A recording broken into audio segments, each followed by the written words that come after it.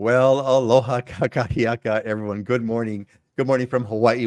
You are on the Aloha Friday Hawaii Real Estate Show. Welcome, welcome, welcome. We got as usual, we got a bunch of things planned out for you tonight. We're going to do a couple of little bit different things. We're going to go over. There's so much going on Maui. We're going to have some Maui news. And by the way, if you're watching this after the fact, if it's not Friday the 29th for you, there's going to probably be chapters on the bottom. You can kind of click through right to the section because we've got a lot to cover. So we got some news, but I've got a whole page for Maui news. And of course, we're going to do our market update, see what's kind of going on. Your questions are the most important thing. So we'll be covering those. And then we're going to go over some great properties, diamonds, and deals. And we're going to close with some motivational thoughts. What makes the show great, of course, is you. So let's move on. Let's warm up with our friends over here who are back with us.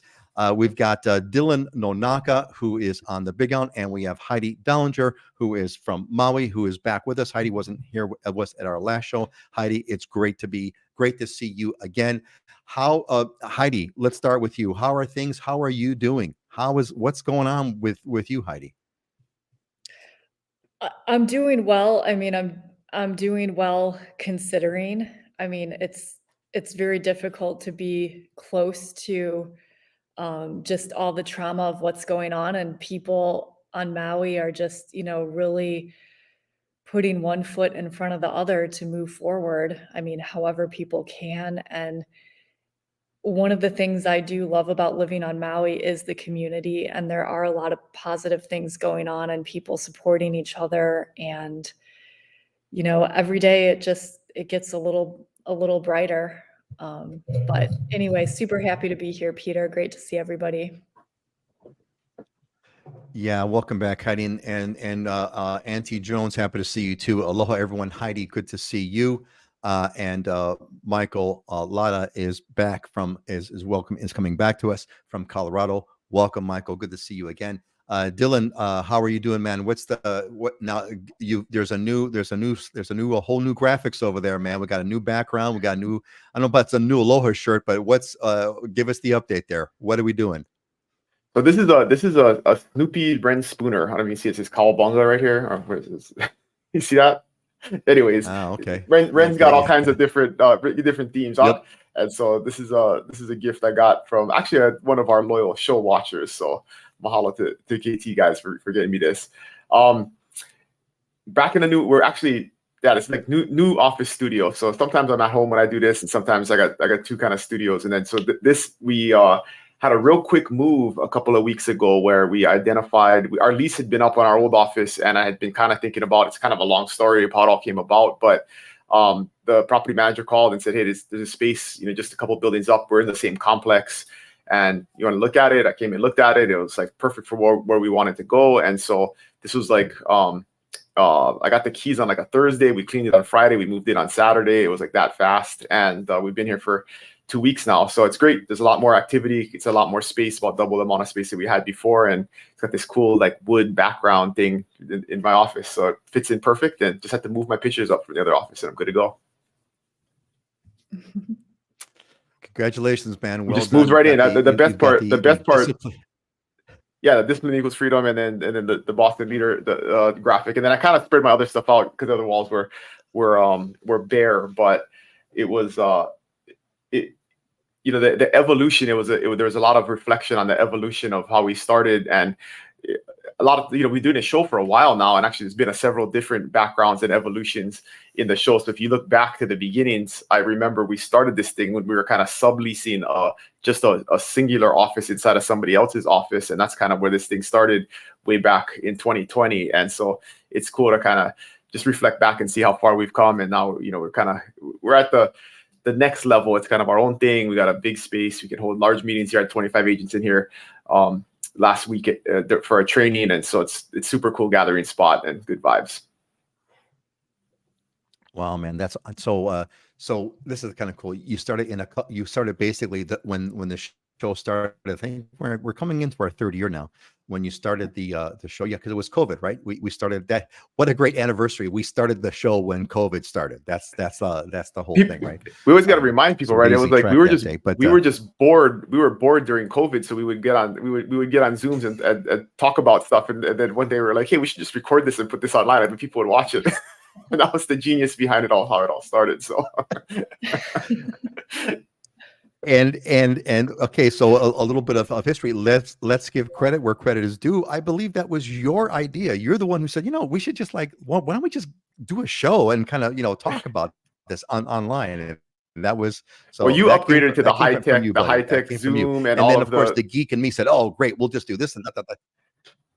yeah.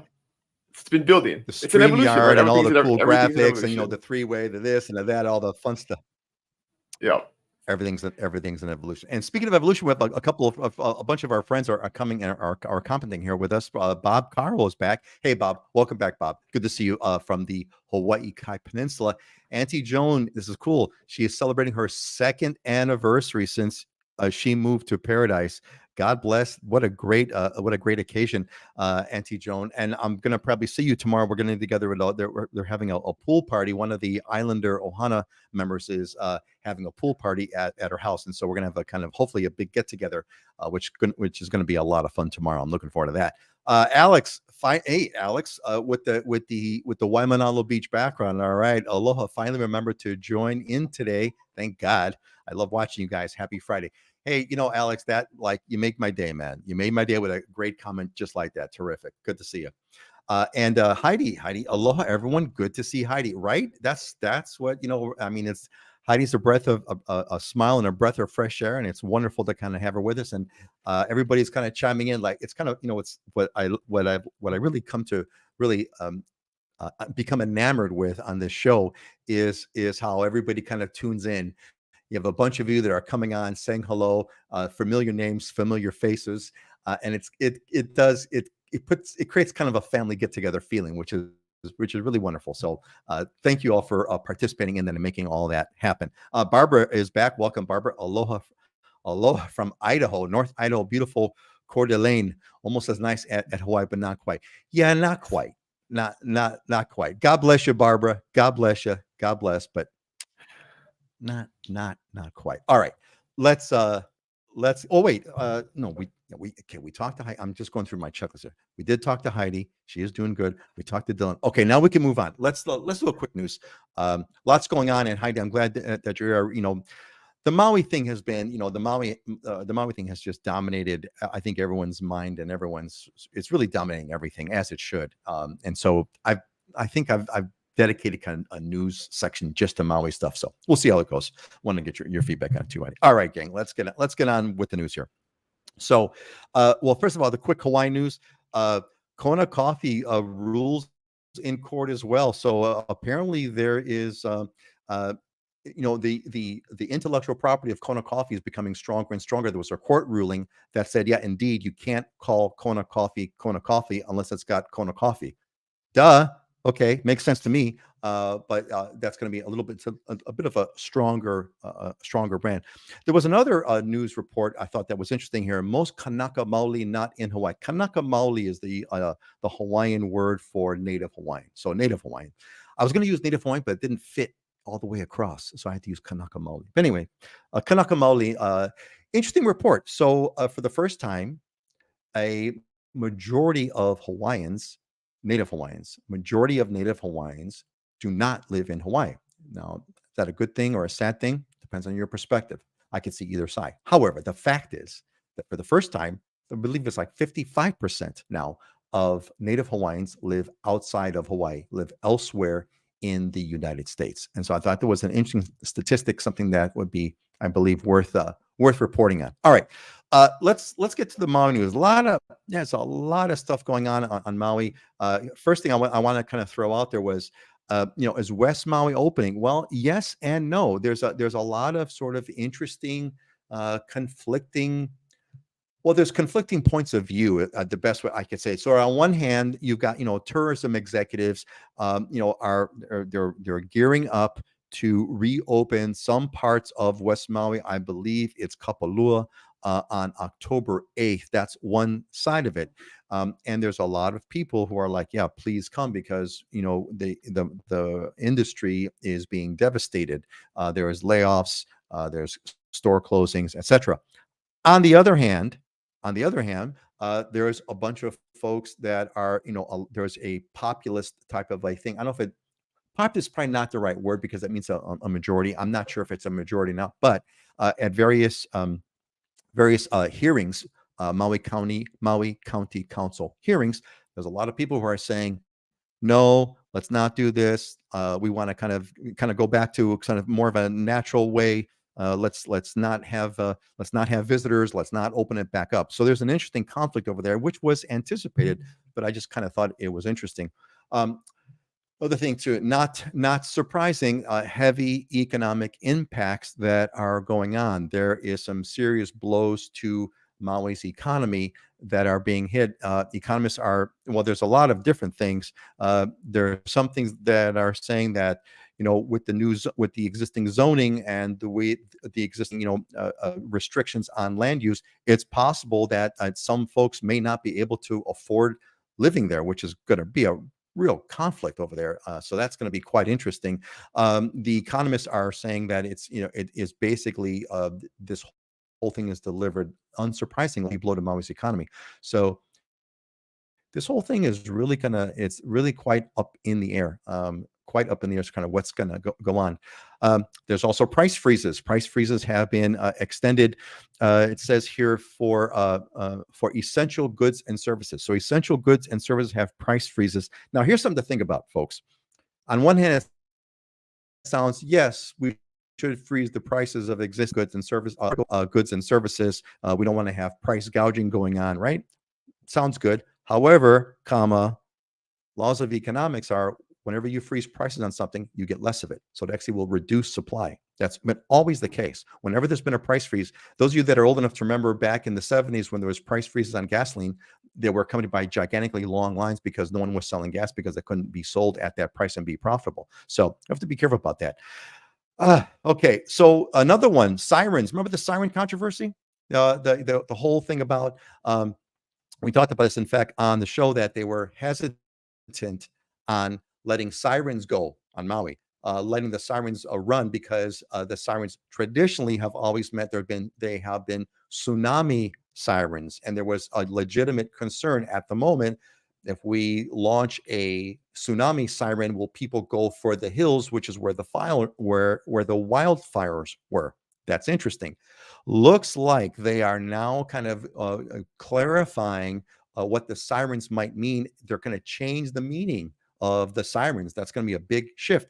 And apparently what they're saying is, sirens are going to mean, check your phone or check for emergencies, or check the TV, check the radio, check your phone, which will be interesting. Because if I'm not mistaken, the phones were out as well during the fire's cell service. The returns to Maui. So the headline is what they're allowing now is some people are able to go back to Maui now. Folks are returning to Maui and returning to Lahaina. They're letting some folks for the first time go back to where their home is, or their home was, I should say. And the headline here is, it's like a funeral procession. So there's a lot of heartbreak, a lot of emotions going on. A lot of people are finding going back to the homes that they were born and raised in, and it's gone. And I thought that was really kind of a sad thing that, is, it's sad. There is some silver linings though. There was an interesting silver lining I caught, which I thought was interesting, maybe worth noting, was on the high winds. Remember, as we all know, like a lot of the fires came because of the high winds, right? High winds caused a huge part of the fire spread. However, because there were high winds, a lot of Lahaina was closed way beforehand, like the morning of, or even the night before. There were so many high winds that a lot of the businesses stayed closed because of high wind warnings. And as a result, a lot of reports were that Lahaina was somewhat empty that day when the fires did come. Had it been a different situation where Lahaina was usually packed, it could have been a lot worse. So I thought I'd kind of find a little bit of good news, a little bit of a silver lining on there. It was the high winds actually accounted for Lahaina being more empty than it was. And then finally, the fog of fighting fires. I wanted to share with Heidi and with Dylan. I had the great fortune last week. I was at a get together, and one of the people that was there was the the president or the executive director of the Firemen's Union. And this guy, classic fireman, 20 years of 20 years of experience on the ground as a fireman, 30 years of experience as a higher level operations captain or something of that nature, 50 years in the business. And he was telling me, it's like, yeah, man, there's this came out of this thing. There was nothing like it. Nobody was prepared for this. We had never kind of had these kinds of drills. This completely blew people away. He was telling me stories of where firemen were running to save others, firemen who had homes in Lahaina, firemen who knew their homes were on fire in Lahaina, nonetheless abandoned their homes to save others and came back, of course, to a home that was devastated. That was pretty remarkable. And another part I caught, which was really something else, was he had mentioned that one full engine of a fire truck was melted, completely obliterated by the fire. And these guys, barely escaped to save their lives. So I thought it was a really remarkable part. Dylan, I think you mentioned this earlier, in the fog of war, you really don't know what's going on. There's so much going on, so many things of so many angles that came so quickly. There was nothing that they could have done to prepare. Well, they were never prepared for anything near like this in his 50 years in the business. So I thought that was interesting. So anyway, that was kind of my quick update. Heidi, what's your general, there's a lot of stuff going on about the economic issue, about the home building issue. What is your thing, Heidi, on kind of what's like top of mind for people as far as what's the vibe, the general, what are you kind of catching that is, what are some of the key concerns, the key issues that you're getting a sense of from the folks of Lahaina and Maui? Well, opening up West Maui again to tourism it's a very sensitive thing because I think a lot of people don't really feel ready and people are grieving. However, it's such a big part of the economy. Um, Jobs won't be able to be sustained if we stay closed for too long. So the latest is from Kahanavilla to Kapalua in West Maui is going to be open up October 8th, and then hopefully the other areas in West Maui besides Lahaina or any of the disaster area, of course. So yeah, it's just a balance. I mean, they put out a statistic that Maui's losing 13 million a day without visitors. So it is important for people to return and come visit. And Maui has been open. I mean, it's really Lahaina and certain areas that were really affected by the fire. And, we do look forward to returning to visitors, returning to West Maui. I think the message for somebody traveling out to Maui right now is just one of aloha and respect and, don't go into Lahaina and take pictures with burned buildings in the background. There were some tourists doing that, and that just completely infuriated people. It's not a tourist attraction. I mean, these are people's lives and homes that were lost.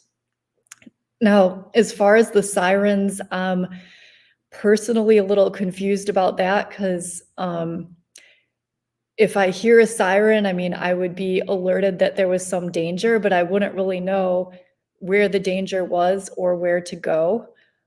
So I hope that there is more messaging in the community of what to do. I mean, there was a smaller fire in Kanapali that happened, about a week and a half after the main fire, and they did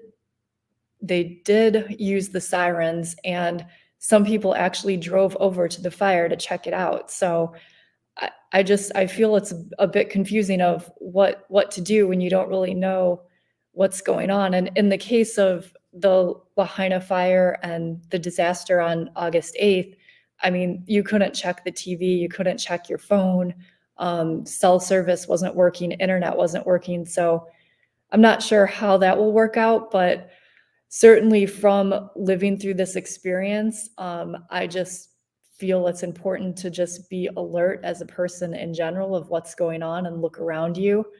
That's how a lot of people escaped, is just noticing trees falling down and noticing their surroundings. I mean, you can't necessarily wait for someone to just knock on the door and tell you to go. I mean, unfortunately, it wasn't one of those situations. So anyway, I'm more curious to hear what your questions are. I mean, I don't want to just ramble on about the news stories. So if anybody has any questions, make sure and ask, and I'm, happy to answer the best I can. Yeah, thanks, Heidi, and thank you for bringing that up. Yeah, yes, everybody. Look, you got Heidi here, man. Heidi has a Lahaina address. Heidi was there, and so if you folks have anything that you'd like to know about what's going on in Maui, or anything you'd like to hear from Heidi, pop in the questions. This is your literally golden opportunity. Dylan, I don't, if is there what's, I mean, you're connected to you have a very many myriad levels of connections. What are you catching as far as kind of what the big concerns are, or what's the next thing that's coming over the horizon? Well, I think your point, I wanted to comment on the firefighter talking about how no one could have prepared for it. It's an important thing for us to understand in society, is that our civil first responder organizations are built to do very small scale response, right? Like a single house fire, a single traffic incident, things like that, not these mass events. And so, anybody who kind of places blame on the government or first responders not doing enough is very unfair, because that's not what they're designed to do. And I even used the example back when we had the lava flow at Mauna Kea, and they told everybody no parking along Saddle Road. They didn't want traffic jams up there and stuff, and every people would be ticketed and arrested. And so what happened? You go up there and there's 10,000 people parked everywhere, and what are the cops doing? Nothing. There's nothing they can do, right? I mean, if there's mass, if the public just breaks the law in mass, there's nothing that the police can do. And the same is true of natural disasters, and our first responders are starting equipped to do that. So that's the first thing. It's like Heidi said, we just got to be prepared, right? It's just a reminder that at the end of the day, we got to take care of ourselves sometimes, and being alert and being aware of what our surroundings are is always going to be super important. I've had that discussion with my kids after this, using this as a teachable moment. But the other thing that's we've been dealing with, which is sensitive, but we have lots of families over there that are looking for places to go, right? They're looking for a home to purchase. They want to stay on Maui. And so we've been reaching out to second homeowners and people that may have a rental or vacation rental to see if they would want to sell to a family that is in need or that's been displaced. And we've had some negative feedback on that, right? People saying, like, how dare would you do that? Like, it's so inappropriate. And, and I understand the emotions, and I understand the reaction, and I try and, be compassionate to that. But at the end of the day, the intent is to help families, right? At the end of the day, there's tons and tons of families. You cannot assume that because they lost a home or they were displaced that they're just going to stay homeless, right? I mean, the market continues. They're still going to want to buy a place. They could have been renting and were in a position to buy in the next 6 months, and now they're forced to do it sooner. So let's not, that's another thing I've been trying to talk to folks about is there's been a lot of villainization of, there's absolutely been some unethical, horrible stuff that's happened, for people trying to buy burnt out properties and stuff, totally unacceptable stuff. But at the end of the day, we cannot ask the entire economy to stop, because we're really hurting the people that most need the help right now and need housing. And so I've just been asking for, grace and understanding from folks that, we're trying to help, right? You look at the intent, like you can make assumptions about what, and have opinions about stuff. But if you got to look at the intent, at the end of the day, there's people that still need homes, and, we're going to continue to help find them for them. We're just not going to sit in our hands and do nothing. Yeah, I'm curious about that. Maybe we kind of shift over. I'm curious. There is going to be the home finding. Life has to go on. It's such a difficult conflict, right? Because on one hand, we do need to go forward, and on the other hand, we're still grieving, right? And those are two really, really difficult things. And let's put aside the stupid extreme things, Heidi, as you mentioned. Showing up to make it make the Lahaina wreckage a selfie moment. Let's just put that aside for a moment. Everyone recognizes, everyone but the people who are doing it, recognize how terribly insensitive that is.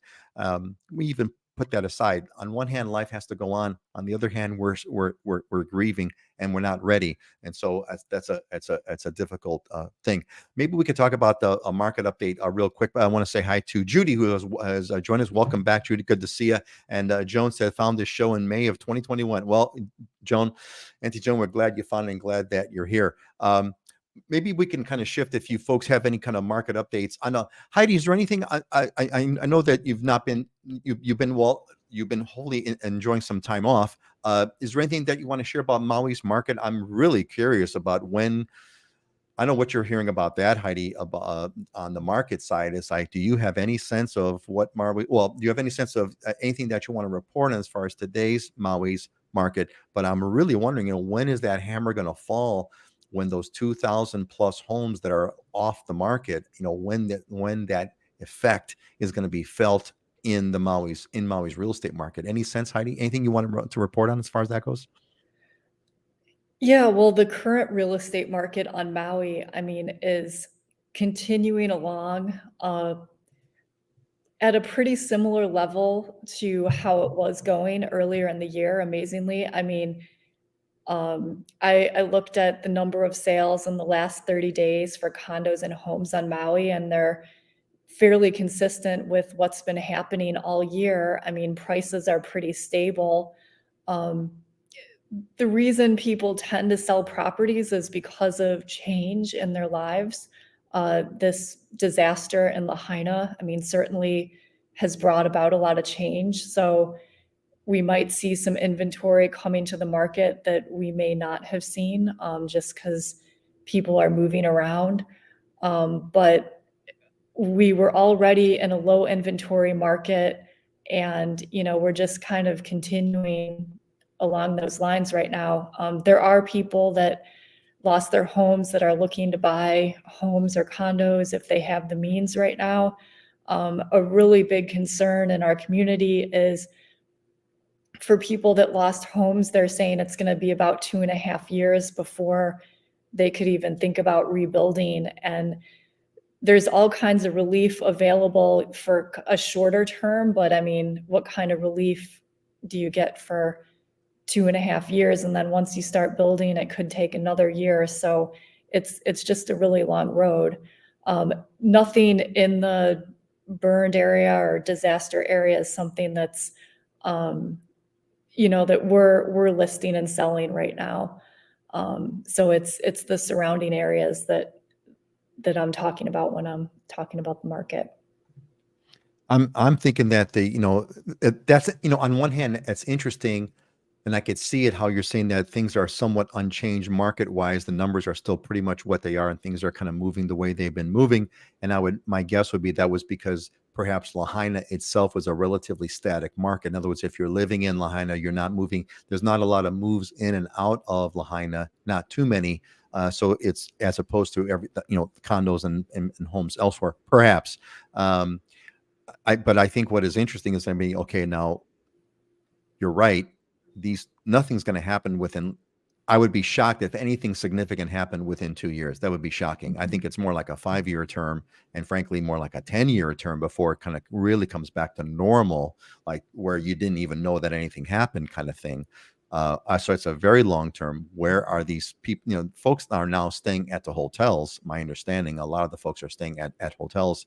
But where are they going to go? Where are they going to live on this 2 to 5 to 10, certainly 5 years, certainly 5, absolutely 2. So even 2 years, what are you going to stay for 2? I mean, what are you going to do for 2 years? You going to stay at a hotel for 2 years? Is FEMA going to be extending the support for that long? So thankfully, I'm not paid to worry about these things because somebody is, and whoever is not getting a whole lot of sleep because this is going to be a big mess on how to figure all this out. Folks, you have any questions, make sure you let us know as we're going through this. Dylan, why don't you give us an update on the market? You got some slides. If you want to share them, just let me know. I'll be your slide clicker. Big Island update, what's going on? If there's any other markets you want to talk about. The market continues to roll. I mean, there's no big news right now. I mean, we're still in a low inventory market. prices are still pretty stable, up a couple percent from a couple of years ago. But like you referenced, I actually got my hands on. I'm always looking for cool data, and I got my hands on some data, statewide data that overlays the number of properties on the market, number of homes, residential properties, so homes and condos is what you see in these numbers, and it overlays the trend with the national market. So when you hear national real estate news and people saying, inventory is rising and prices are coming down, that is not always the case with every submarket, especially inside of each state. And interestingly enough, if you look just island by island, it's even different island by island in Hawaii. So we can run through these real quick and just give you an idea. So the left axis is the number of properties on the market, residential properties, homes, and condos. And then on the right-hand axis is the number of homes nationally, right? So it's a large number, like 700,000 is on the right side, where on the left side, it's like 500 homes. So if you look at the national trend line, that yellow or orange line, it shows you nationally what's going on. So like this is, for example, Hawaii Island.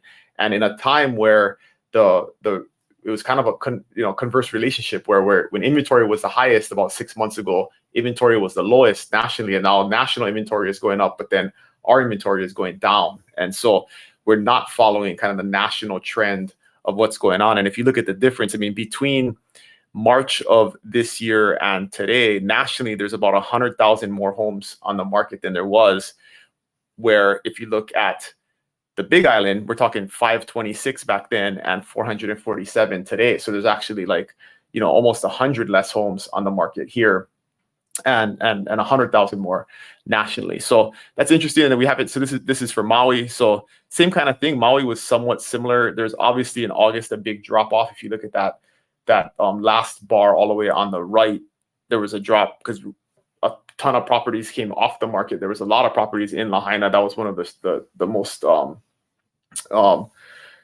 active markets on the island, in terms of transactions. And so when you remove that, there's going to be a drop. But same thing when, back in February, March, when inventory kind of peaked on the island, we had a dip in national inventory, and then now national inventory is going up and inventory always going down. And then we got it for Honolulu too, which is the next slide. And Honolulu is a lot more stable. It seems like we had a couple of outlier months there about 6 months ago, but if you look at right now, the trend is pretty much flat in terms of the number of homes on the market, where nationally it's rising.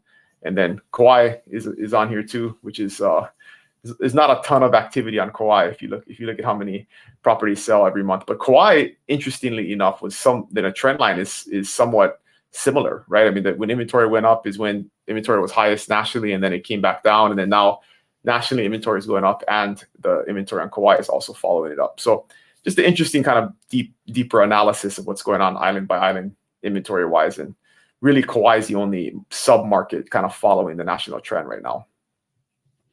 Excellent. Yeah, that's interesting stuff there, man.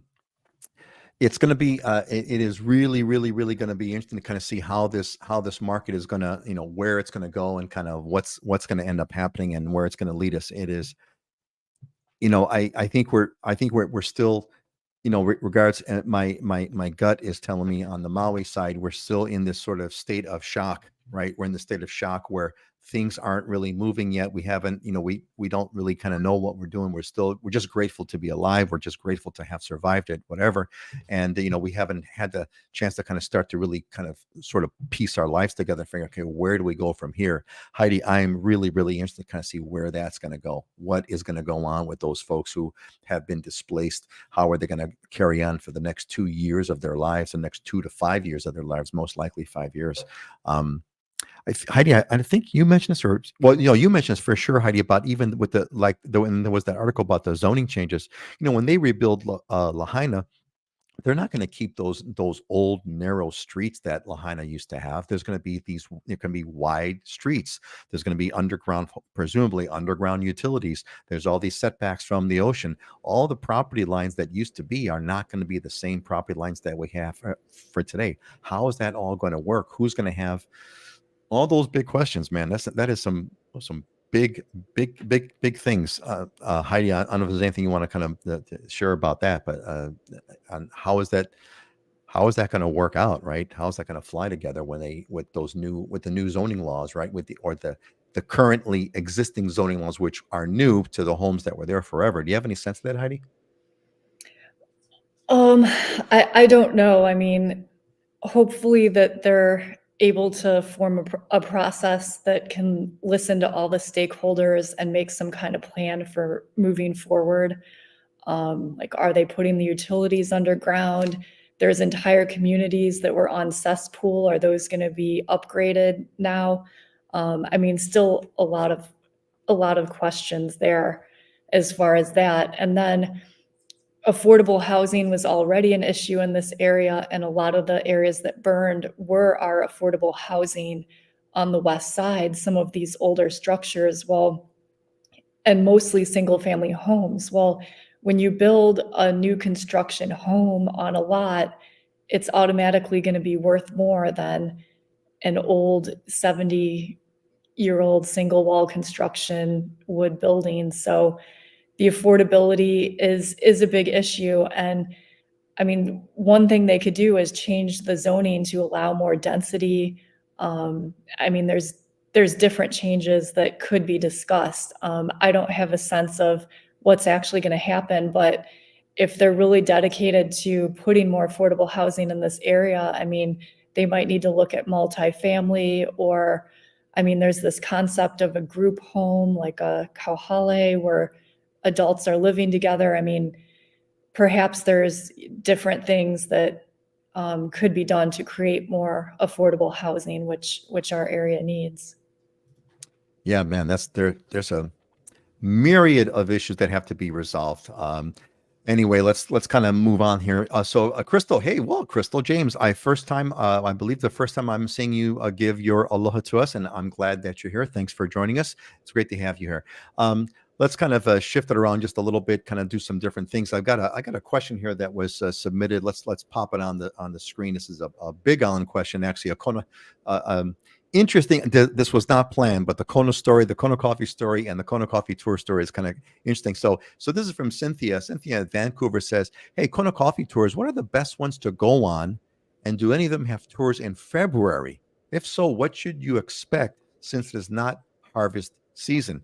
Dylan, you come from a family of Kona Coffee people. What advice would you give to Cynthia from Vancouver on what she should do regarding a Kona Coffee tour? The first thing I wanted to comment on was your opening news story about the Kona Coffee, marketing Right. lawsuit. And of course, I always try and look at both perspectives, right? And the face of it, it makes total sense that you would want some exclusive branding, some protection of the Kona Coffee name, right? Makes right. Total sense.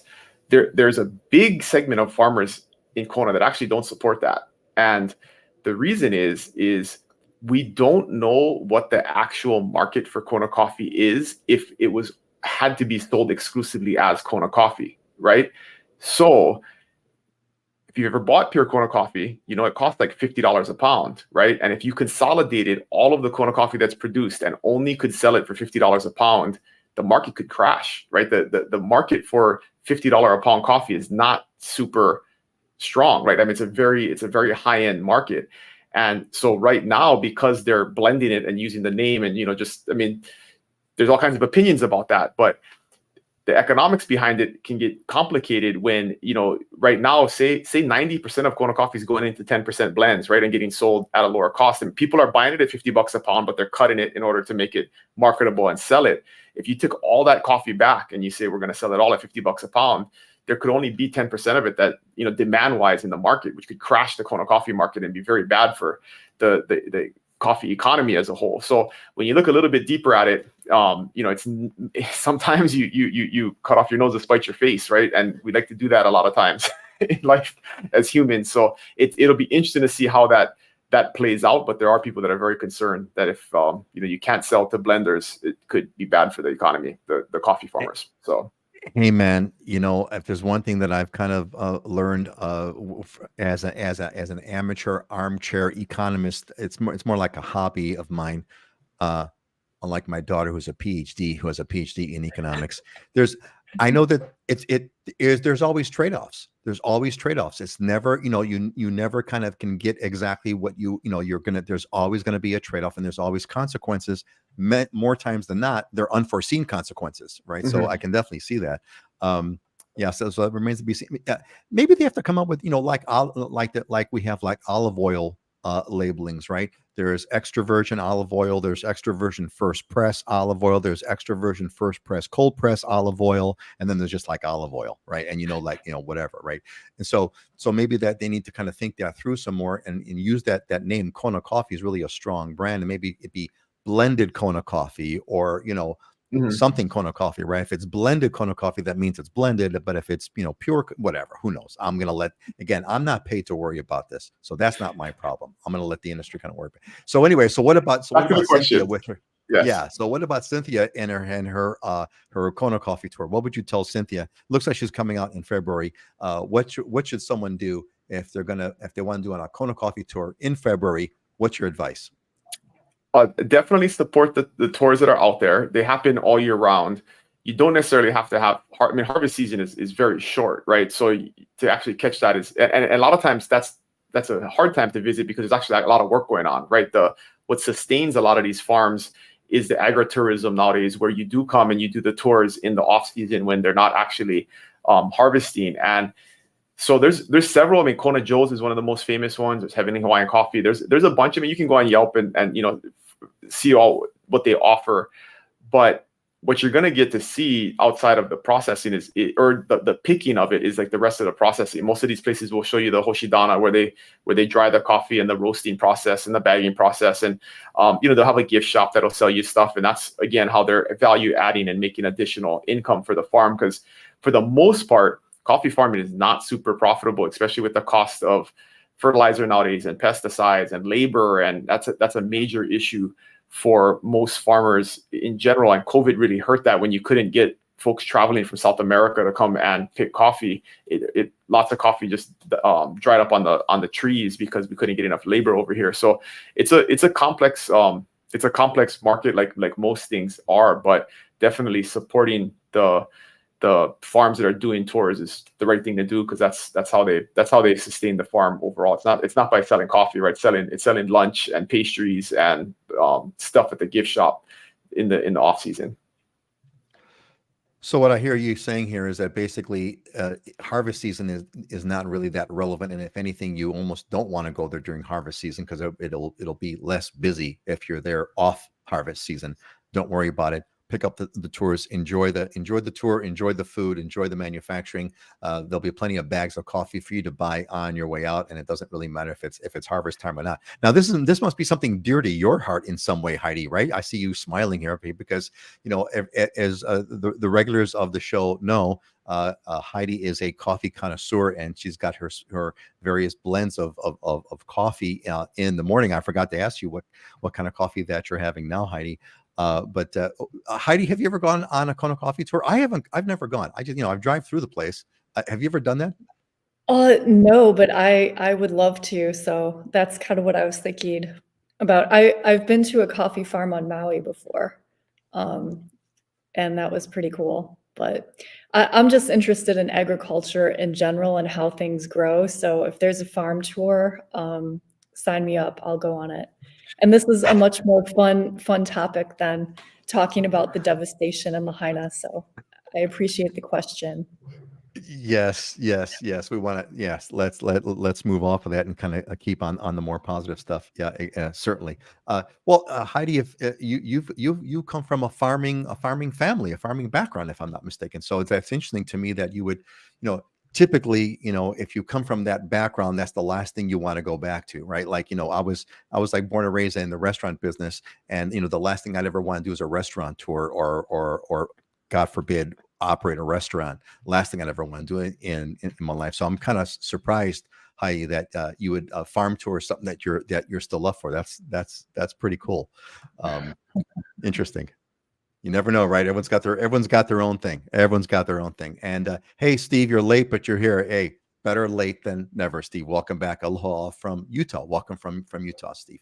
Yeah, folks, if you have any questions, make sure you let us know as we're moving on here throughout our show. make sure you let us know if there's something else that you'd like to have. Hey, you know what? Let's hit. I think we got a little bit of time. Let's hit another one.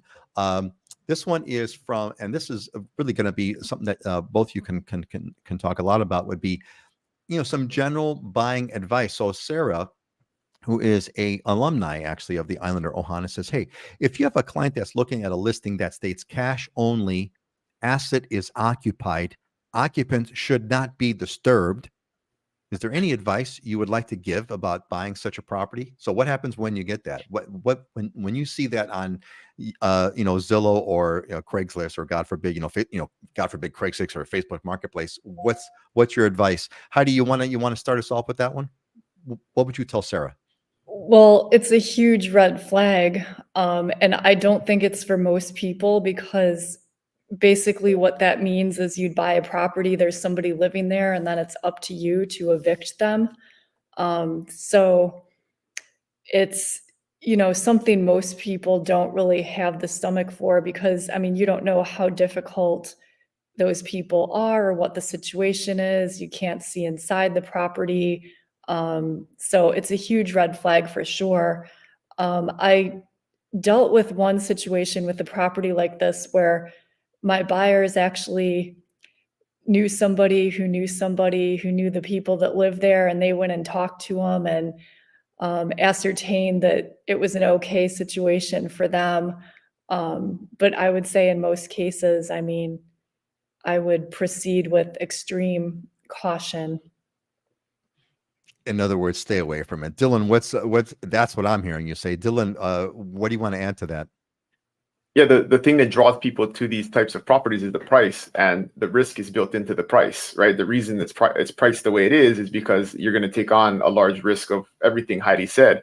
The one piece of advice I would have here is make sure you're working with a real estate agent that actually knows the market and has a long tie to the community, because I can tell you 90% of the time we know the person that's living in the house, and maybe we can have that discussion and get you in and figure out if it's a risk that you want to take. If you're kind of like have to take it at face value and have no access and you have no idea who it is, it can be a larger risk, right? So sometimes just who you know is more important than what you know. So take that into consideration. That is a really, I mean, that's a, I we think have a listing. We have a listing right now with a squatter in it, right? Like, and so like, and we know exactly who it is, right? So. Well, I mean that's the part that, like, okay, yes, it's clearly the first piece of advice, which is make sure you're working with a realtor with experience. Of course, that almost goes without saying. Yes, you want to be doing that. But I think the fun part, that my aha moment was like when you said, yeah, there's a good chance that we know who's there. It's like, I mean, that's the part that it's like, yeah, because this is Hawaii, right? Everybody knows everybody, especially on the Big Island. Well, this is, if we're talking about the Big Island, well, actually, really everywhere, everybody knows everybody, and so yeah, there's a good chance that we know who's in that unit. That kind of really makes a big difference. So yeah, so overall, Sarah, you can do some other unofficial background checks too, right? Like I can ask my friends in the police department, like, hey, what kind of calls do you get in this house? Are they dangerous? Is there drugs going on there? I mean, you can kind of do a little bit of unofficial FBI check-in on what's going on and get some good information, which will give you some additional insight as to how big of a risk you're taking. See, now here's what's funny, then. Now you just kind of threw that out, right? You just kind of threw this out. You said, yeah, but think about what you actually just said. You said, oh, talk to my buddies in the police department, right? That implies you've got friends that are in the police department that are going to give you the time of day, that are going to answer your question. Whereas if you just walk up to the police station and say, hi, I'm Sarah, they're not going to tell you anything. You're not going to get anything out of it. And I think that's the thing that, so many things that we take for, I mean, you just kind of said it, natural conversation, just, yeah. But think of what that really, really means, right? It's all about, and this is what Hawaii is really all about, right? It's all about, it's all about the contacts. It's all about who you know in Hawaii. And, this is the case anywhere, folks. It's, as you know, right? It's not who you know. It's not what you know, it's who you know, right? In Hawaii, I think it magnifies because it's a much tighter community, much closer. Everybody knows everybody. And so that's where trust is established, or trust is not given. If you don't know someone, you're not going to trust them. That's the natural thing in Hawaii. But if you know someone, hey, they're your friend. like Dylan, he's got buddies in the police department who'll tell him everything, and you got the whole background, that'll say, yeah, oh yeah, Dylan, those guys are fine. Just make sure when you go visit them, bring a plate of manapua, or bring some malasadas, and you'll be good. They love malasadas, whatever. Just kidding. Okay, all right, great. Hey, why don't we do this? How about let's kind of move on, folks. If you have any questions, make sure you let us know.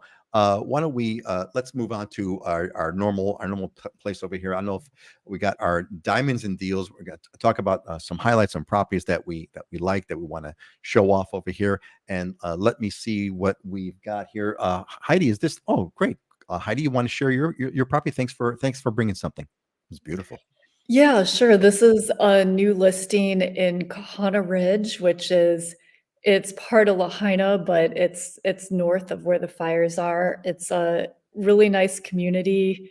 You can see the ocean from the lanai in the distance there. It's a 4-bedroom, 3.5-bath home for 1,975, and nicely remodeled, move-in ready. Just a great neighborhood home. And that looks, I'm always stunned by, the simple things in Hawaii homes are like absolutely stunning. Like this house here has got a big lanai, huge lanai, and there's furniture on it, but you got this amazing view, mountain view, ocean view. It's a simple thing, but in Hawaii, it's like next level, which is what makes it so cool. Yeah, thanks, Heidi, for sharing that one. Let's see here, Dylan. What are we looking at over here?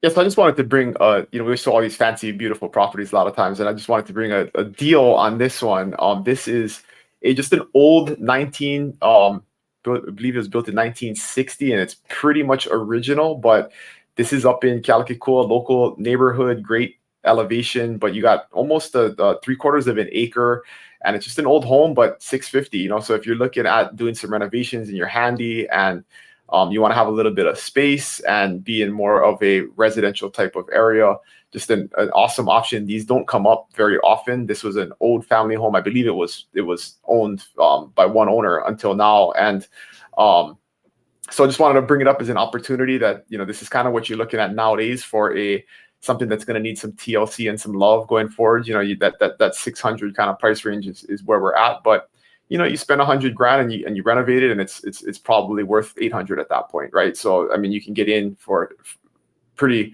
competitively, and for the Big Island, it's pretty affordable. So, and what's the general desirability of that area where this home is located? Well, I'm 100% biased. I'll disclose that first. I mean, this is like literally 3 minutes from my house, so I believe it's the best place in the island to live. So. All right, there you go. According to Dylan, best place on the island. It's in his neighborhood.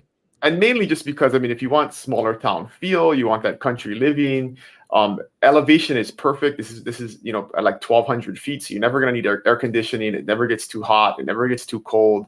It rains just enough, so you're never gonna need any irrigation. I mean, you can see how lush it is. I mean, you could turn that backyard. I've been meaning to do a YouTube video of my yard to kind of illustrate on an acre or a little bit less what you can do. I mean, you can literally have an orchard that can feed a village on a very small amount of property, because the land is so lush here, and it rains enough where you never need any irrigation. So just this is right in the coffee belt. If you want a little coffee, little coffee farm, you could do that too. But yeah, lots of options, and it has a freshly power washed driveway, because I had my son doing that on Saturday last week. So that's what we do to help bring a property to market. There's lots of moss, and just the curb appeal wasn't that good, so he got the power wash for 3 hours and got it ready for the market.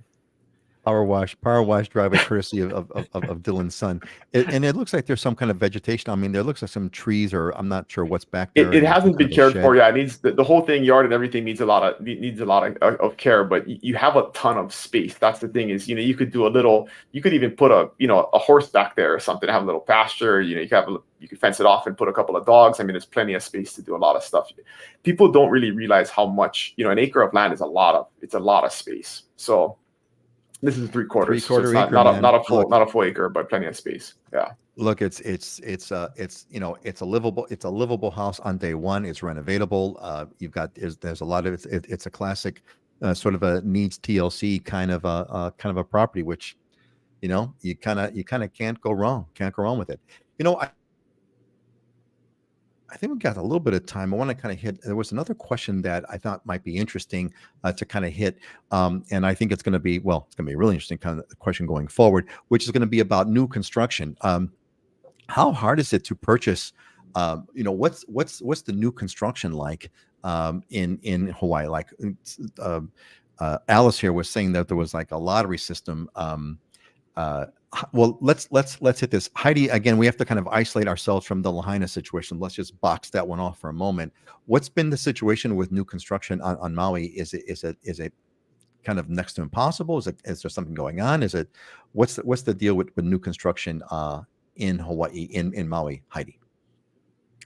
Well, there are some new developments happening right now. I mean, there's a couple different types of new construction. I mean, there's a new construction development, which generally will have a workforce housing component, and a certain amount of the housing needs to go to residents that fit the workforce housing guidelines. But then there's also tends to be, I mean, a lot of market rate opportunities as well that they do release later. Right now on Maui, I mean, there's a development I've talked about before upcountry called Hoku'ula. It's mostly sold out, but these are single family homes. Some of them have ohanas. They're really nice, beautiful ocean views. There's still some of those for sale. There's a new development that's still under construction in West Maui, north of Lahaina, called Pulelehua, which they had started doing the site work and everything. And I know that they're working hard to bring that to market as soon as possible, just because housing is so needed. And then you also have a lot of custom, super luxury high-end homes. Like we're talking $5 to $15 million homes where a builder will build a property like that and sell it. So that exists as well. But generally what contractors have been telling me is by the time you buy a lot and do your planning and get your permits and do the construction, I mean, it's a process. It's about 2 years to build a home. So there is new construction going on, and then I mean, how do you get a hold? Is there like a lot? Like she mentioned, lottery. Now, I would think the lottery is more for the affordable type of housing, but normal sort of market housing, you just got to go through your normal rate, talk to a agent like a realtor like Heidi, and that's kind of how you find the home. Is that right, Heidi, or is there anything kind of other special? Yeah, I mean, each project's a little bit different, and yeah, there are some that are lotteries and you need to pre-register and then you'll get an opportunity. So if you're interested in new construction, you can contact me and I can let you know like the details of various different projects and what the phases are. But there is some new construction on Maui, not a lot, but there definitely an opportunity here in pretty much all the price ranges. Excellent. Yeah, it's going to be interesting to kind of see how that's going to transition. And I hope that new construction project that's underway gets completed quickly. Dylan, what's your answer to Alice about new construction on the Big Island? How's that? Is it hard to find? Is it going on all over the place? What's the story? I think frame of reference is important. Like a lot of times, I think if you're coming from the mainland and like a market like Phoenix or something like that, new construction means like huge tract developments, right? That where there's hundreds of homes that you can buy. That's a whole market. I mean, there's agents in the mainland that's all they do is sell new construction. They focus on that. For us on the Big Island, that just doesn't exist. Hasn't been a thing. I mean, it's been decades, since there's been a neighborhood built with more than like 30 homes in it. And so there's been some little small ones here and there. There's actually a really cool one right now called Ali'i Cottages that's coming up that just kind of broke ground. They have their 2 model homes up and they're framing out the first set. I think there's going to be like 50 or 60 homes in there. It's down on Ali'i Drive right next to Ali'i, which is a big condominium complex, walking distance to the water. Those homes are kind of be like 900 to 1.3 million is what they're going to cost. And so if you want new construction, I mean, there are some opportunities, but they're very, very limited. You don't have, like, that's all you have right now, right? So if you're not into that location and those type of homes, then you're kind of out of luck at that point. The rest of the new construction is all onesie twosies, right? Somebody buying a lot, building a home on it and selling it. I mean, there is very few large developments outside of the resorts, which are like the $5+ million, $10 million home type developments, which, aren't for normal people. So yeah, very, very limited new construction here. So I'm hearing you both say basically there's the traditional thing that we expect on the mainland, where like an entire region and there's hundreds of homes and you could kind of pick the model that you want. Did you want the model A, B, or C? With this, and pick the lot. That's not happening for the most part. It's just a onesie twosie. There's a new home here. There's a new home there. So new construction in that sense, but a new development area. I bet that hasn't happened since like the 70s. And just like Heidi said, like this development that I'm referring to, that's been there. And I think we started, talking to them because we help. I mean, it's not our listing, but we help them market. We do a lot of social media and stuff to help get the word out about their projects. So they like working with us to help them expose their developments. I think we started talking to them like maybe a year, 18 months ago, and they're just starting to kind of frame houses, and they're still like 6 months out plus from delivery, right? So it's even for a professional developer, like this is what they do. It's like a 2-year process, right? So if you're just a regular person that has to figure everything out in the permitting process and find contractors and do the whole thing, like it's a difficult process, and that's why a lot of people don't build, and it just becomes too cost prohibitive and too time cost prohibitive too. Too much. And Heidi said, there's your 2-year thing. All right, gang, let's move on. We're coming to a close over here. So listen, hey, I got some cool news. So at our next show on the 27th, I'm not going to be here, but Dylan is going to be our host. The 13th, right? The 13th, right? Not the 27th. Oh, Jesus, that's right. Let me fix that. I gotta fix that so no one can. Yeah, thank you, Dylan. Thank you for the correction there. There we go. Well, see, I'm paying attention. I got it in my calendar, so it's a big editing while you wait. There you go. So Dylan's gonna host. Thank you. So Dylan is gonna be our next show on the 13th. Dylan is going to be the host, which is totally awesome. Thank you, Dylan, for doing that for us. I'm not going to be available to do that show, so please look forward to having Dylan hosting our show next week. All right, why don't we do this? It's time for those. It's time for those closing thoughts. And Heidi, fill us in here. I'm dying to. I'm looking forward to hearing what your closing thought is today. When something bad happens, you have 3 choices. You can either let it define you, let it destroy you, or you can let it strengthen you. And this is a quote by Dr. Seuss, a very wise author. Just kind of in the context of a disaster or just something really unexpected happening in your life or to your family. It's kind of regaining that control and empowerment of being able to make a decision on how you react to it and move forward. And sometimes things that seem terrible can turn out to be the things that really make you stronger and help you move forward in life. So it's meant to be as an inspiration.